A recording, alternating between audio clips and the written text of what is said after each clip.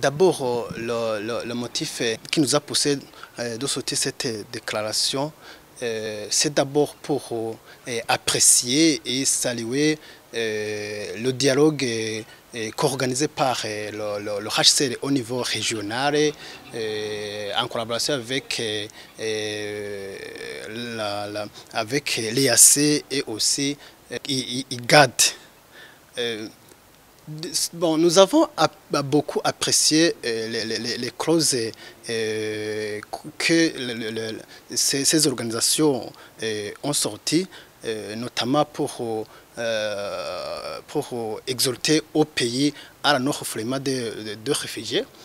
Deuxièmement,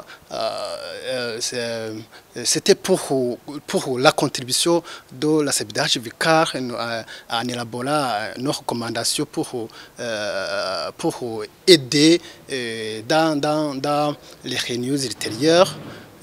Notamment, nous avons recommandé d'abord aux participants de vérifier si réellement les pays de la région respectent les articles qui forment les conventions de Genève de 1951.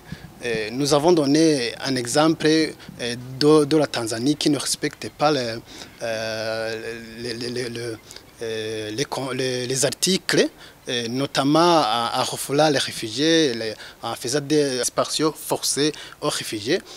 Nous avons aussi eu l'occasion de demander la libération des réfugiés burundais qui ont été arrêtés et remis illégalement aux mains des agents de service de renseignement burundais par la police tanzanienne. Maintenant, ces Burundais sont incarcérés dans les prisons centrales de Bubanza et aussi de Muramvya.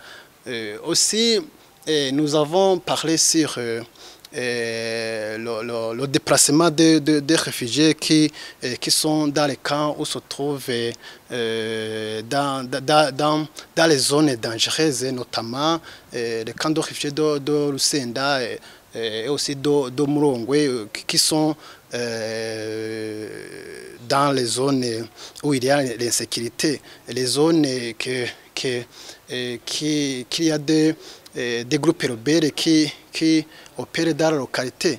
Aussi, nous avons parlé sur l'éducation, notamment en République démocratique du Congo et aussi en Tanzanie.